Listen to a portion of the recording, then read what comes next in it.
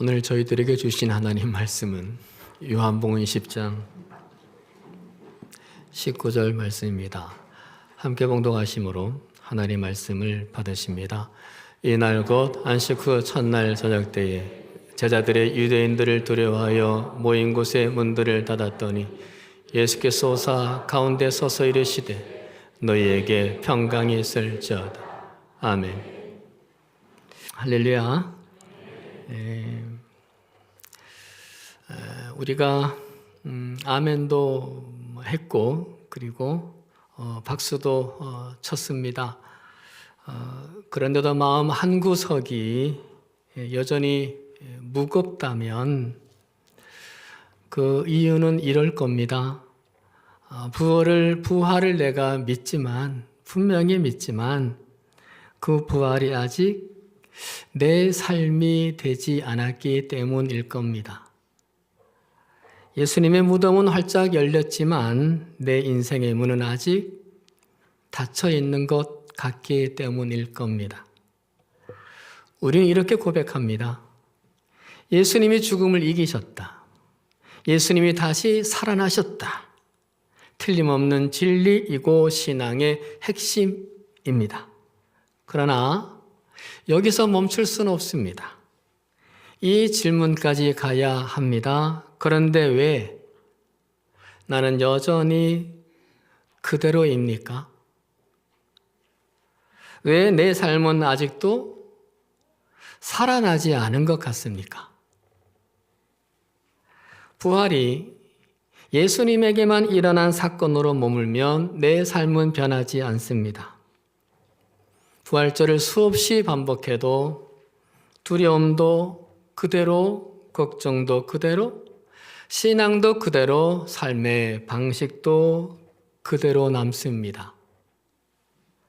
해서 우리는 오늘 분명히 이것을 붙들고 시작하려고 합니다. 부활은 기념하는 사건이 아니라 나를 살리는 능력이다.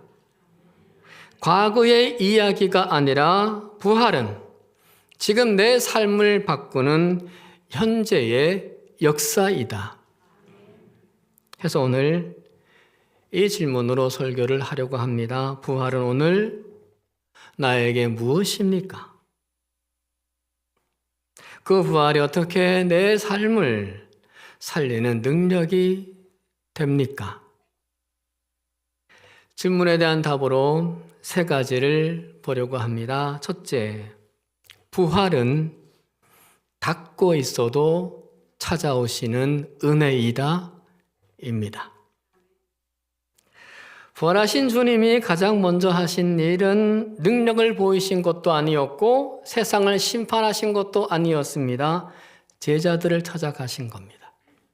19절이죠. 그날 곧 안식 후 첫날 저녁 때에 제자들이 유대인들을 두려워하여 모인 곳에 문들을 닫았더니 제자들이 문을 닫았습니다. 아무도 들어오지 못하게. 예수님을 따르기 위해 그들은 그물과 배를 버렸었고 세간을 버렸었고 직업을 버리기도 했습니다. 그런 사람들입니다. 말씀을 들었고 기적도 받고 은혜도 받았던 사람들입니다. 근데 지금은 그들이 주님을 버렸습니다. 문들을 닫았습니다. 문이라는 문은 다 닫았습니다. 왜입니까? 두려워서요. 예수님이 십자가에서 죽으신 후 기대가 완전히 무너졌고 마음도 무너졌습니다.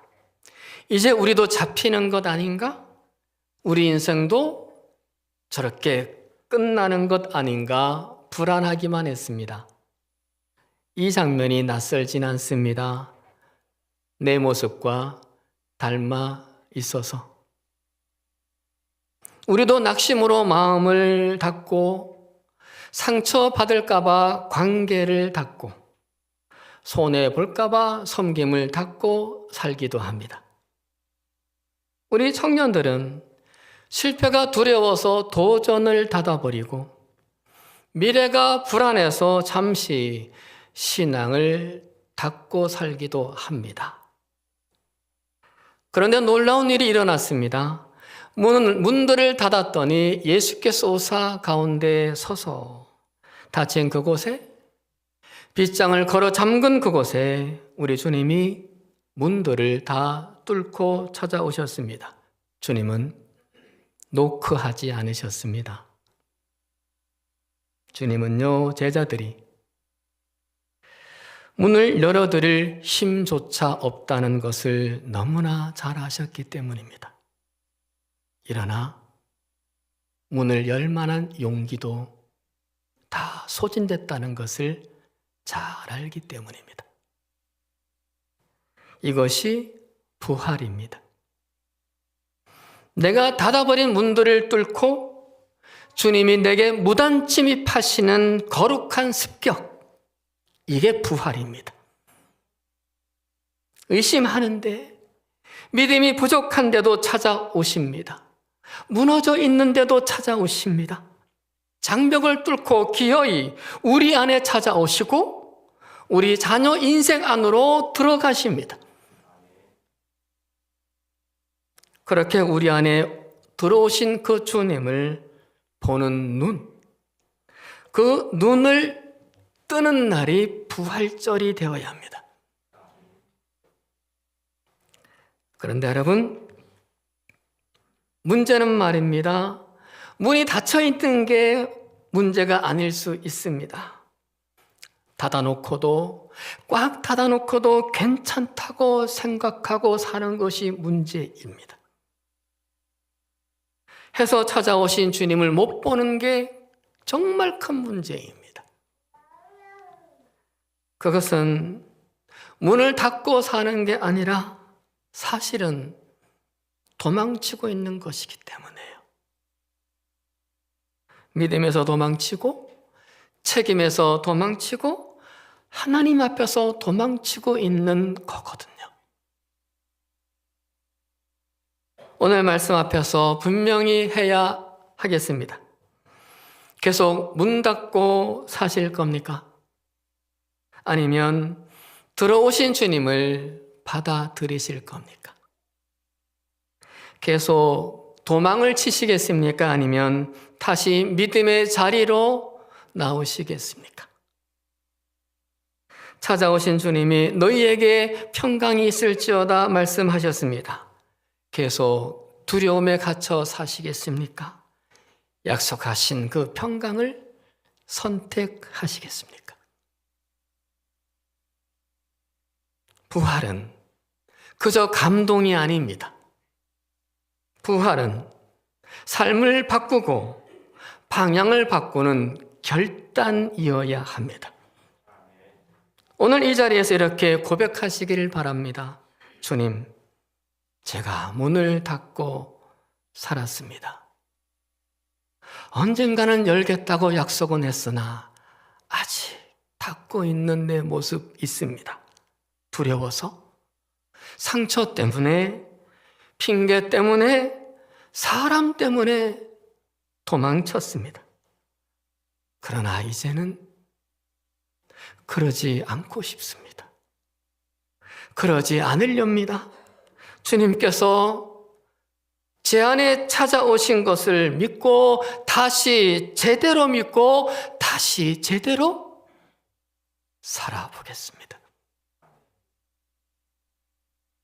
두 번째, 부활은 상처로 살리는 능력이다입니다.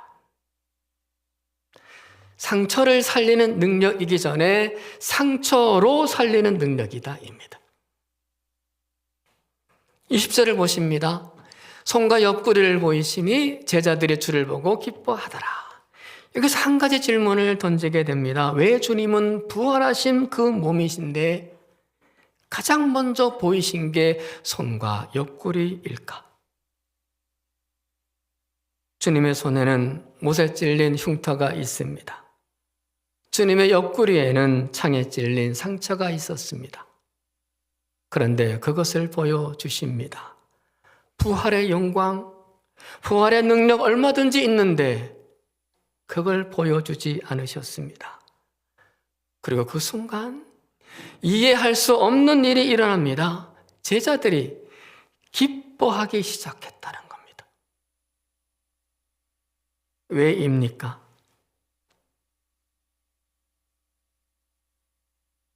이 대목에서 소개해 드릴 말이 있습니다. 정호승 시인이 쓴 상처라는 시의 한 구절입니다. 상처는 상처끼리 서로를 위로한다. 상처는 상처를 알아본다. 제자들도 상처투성이었습니다. 실패의 상처, 배신의 상처, 두려움의 상처, 죄책감의 상처가 가득했습니다. 그런데 그 상처를 안고 있던 제자들이 주님의 더 큰 상처를 마주하는 순간 자기 안의 상처가 반응하기 시작했습니다. 주님의 흉터는 제자들의 상처를 불러내는 초청장 같았습니다. 사랑하는 여러분, 부활하신 주님은 영광으로 제자들의 상처를 건드리지 않으셨습니다. 능력으로 그들의 상처를 해결하지 않으셨습니다. 당신의 상처, 당신의 흉터로 해결하십니다. 해서 주님은 매끈매끈한 손이 아니라 못 박혀 구멍난 손을 보여주셨습니다. 완전하고 빛나는 영화로운 몸이 아니라 뚫어진 옆구리를 보여주셨습니다. 그리고 27절을 보세요. 내 손을 내밀어 내 옆구리에 넣어보라 하십니다. 주님의 부활을 의심하며 결코 믿을 수 없다는 제자 도마에게 하신 말씀이죠. 넣어보라. 창으로 강통된 허리에 손을 넣어보라 하십니다. 이것은 단순히 만져보라는 말이 아닙니다. 주님의 흉터, 상처 안으로 들어오라는 겁니다. 도마는 그 상처, 그 흉터 앞에서 무너집니다. 나의 주님이시여, 나의 하나님이시이다 놀라운 고백까지 합니다. 상처 많은 도마가 상처 입은 주님을 만났을 때 의심이 무너지고 인생이 다시 일어났습니다. 기적으로가 아니었습니다.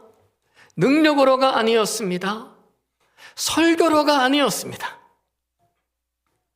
해서 주님은 부활하셨지만 상처를 지우지 않으셨습니다. 해서 흉터를 없애지 않으셨습니다. 얼마든지 지울 수 있으신데도 말이죠. 우리의 상처를, 여러분의 상처를 만나기 위해서요. 해서 그 상처를 두셨어요. 우리의 흉터난 인생을 만나기 위해서요. 우리의 오늘을 일으키기 위해서요. 부활절에 우리는 이 주님을 만나야 합니다. 영광의 주님, 기적의 주님 말고 상처를 가지고 부활하신 그 주님 말입니다. 해야 제자들처럼 상처를 딛고 일어서기 시작할 용기가 생기거든요. 새벽 부흥회 때 말씀드린 일본의 킨츠키 도자기 수리 기법을 소개해 드립니다. 도자기가 깨져버리면 버리질 않고 그 깨진 틈을 오칠을 하고 금가루로 메어 다시 붙이는 작업입니다. 작업이 끝나면 도자기에는 금색 선으로 만들어진 흉터가 남습니다. 그런데 사람들은 말합니다. 깨지기 전보다 더 아름답다. 깨지기 전보다 더 가치롭다. 왜냐하면 그 흉터가 그 도자기만의 고유한 이야기와 강인함을 상징하기 때문입니다. 우리의 상처도 그렇습니다.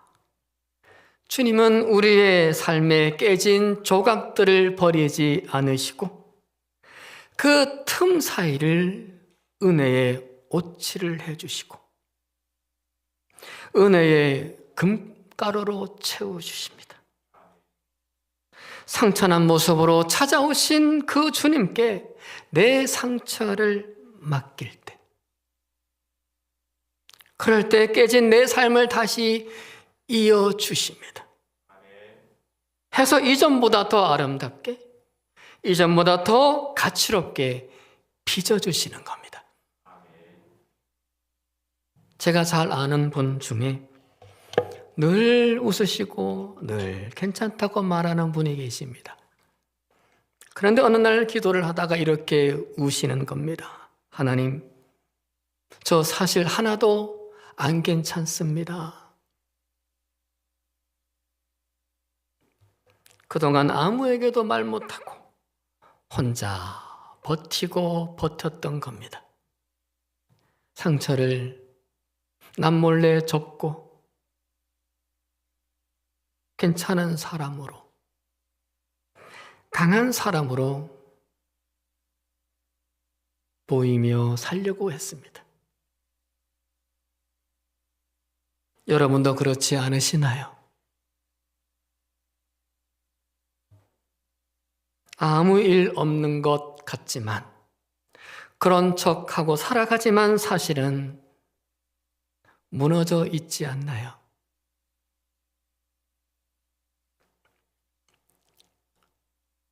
그런데 오늘 주님 우리에게 말씀하십니다. 숨기지 마라. 내게는 숨기지 마라. 내 상처를 봐라. 그리고 네 상처를 내게 가져와라. 내 상처에 네 상처를 얹어라. 사랑하는 여러분, 오늘 결단합시다. 더 이상 상처를 숨기며 살지 않겠습니다. 이 상처를 주님께 맡기겠습니다.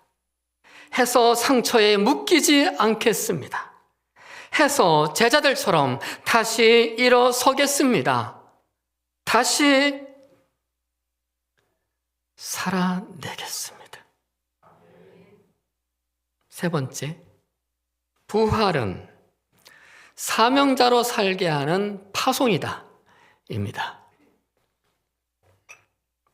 21절을 보십니다. 함께 봉독하실까요? 너희에게 나도 너희를 보내노라. 아멘. 여러분,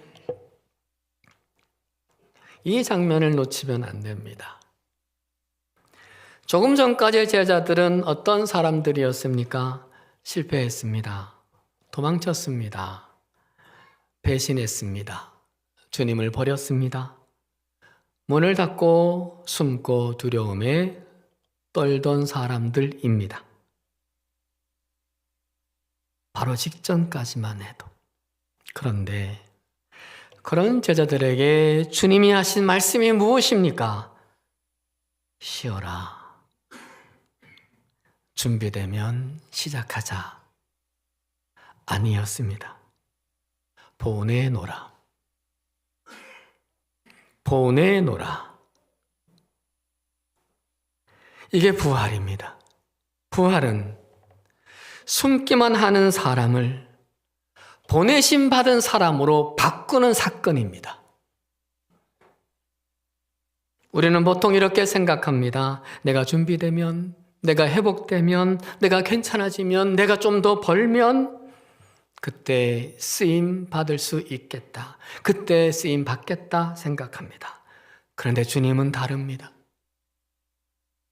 주님은 회복된 사람을 보내시는 것이 아니라 보내시면서 회복시키십니다. 사명은 준비된 사람만이 감당하는 것이 아니라 부름 받은 사람이 순종하며 감당하는 겁니다.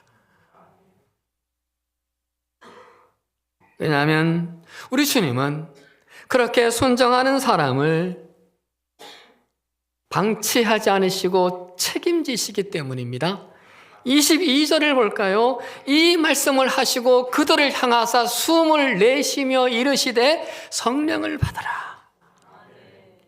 여기서 숨은 단순한 표현이 아닙니다. 창세기 2장 7절 떠올리게 합니다. 하나님이 땅의 흙으로 사람을 지으시고 생기를 그 코에 불어넣으시니 사람이 생명이 되니라. 그런데 지금 부활하신 주님이 다시 숨을 불어넣으십니다. 새 창조입니다. 다시 살게 하시는 겁니다. 그러기에 부활은 단지 예수께서 죽음에서 살아난 사건만이 아닙니다. 예수를 따르는 사람들을 새 사람으로 다시 지으시는 놀라운 사건입니다. 해서 주님처럼 살아가게 하는 사건입니다. 이제 제자들은 달라집니다. 이제는 이전에는 내 힘으로 살았습니다. 내 판단으로 움직였습니다. 해서 두려울 때가 많았고 흔들릴 때도 많았습니다. 그런데 이제는 담대해졌습니다. 사명으로 움직입니다. 주님이 불어넣으신 주님의 그 숨으로 살기 때문입니다. 이제는 성령으로 사라지기 때문입니다. 사랑하는 여러분, 아직도 숨고 계십니까? 더 숨고 싶으십니까? 아직도 문 닫고 계십니까? 두려움 때문에 멈춰 계십니까? 상처 때문에 주저앉아 계십니까? 좀 더 준비되면 이라고 말하십니까? 계속 여전히 좀 더 준비되면 이라고 말하며 여전히 그렇게 있다라면 그 말은 사실 이렇게 바꿔야 할 겁니다. 지금은 순종하기 싫습니다로. 그게 바른 답입니다. 부활하신 주님이 오늘 말씀하십니다. 나도 너를 보내노라. 완벽해서 보내는 것이 아닙니다. 준비 다 되어서 보내는 것 더더욱 아닙니다. 순종하면 주님이 책임지고 도울 약속을 전제 삼아 보내는 겁니다. 이제는 숨지 맙시다. 보내심을 따라 나아갑시다. 이제는 주님의 숨이 우리와 함께 하시니까요. 이제는 내 능력이 아니라 내 안에 계신 주님의 숨결, 성령이 우리를 이끌어 가실 거니까요. 말씀 마칩니다. 사랑하는 여러분, 오늘 설교를 들으시고 좋았다 라고 끝나면 아무 일도 일어나지 않습니다. 수십 번, 수백 번 부활절을 맞이한다 해도 아무 일도 일어나지 않습니다. 특히 부활 설교는 더더욱 그렇습니다. 부활은 믿는 것이 아니라 살아내는 것이기 때문입니다. 오늘 결정하십시다. 여전히 문 닫고 살 건가? 아니면 이제 문을 열고 나갈 건가? 상처를 숨기고만 살 건가? 아니면 주님께 맡길 건가? 보내심을 거부할 건가? 아니면 순종할 건가? 오늘 선택하십시오. 기도하십니다. 살아계신 아버지 하나님, 부활이 사건이 아니라 우리의 삶이 되게 하여 주시옵소서. 다친 마음을 열어주시고 상처를 주님께 맡기게 하시며 이제는 순종과 사명으로 나아가는 삶을 살아가게 하여 주시옵소서. 예수 그리스도의 이름으로 기도드리옵나이다. 아멘.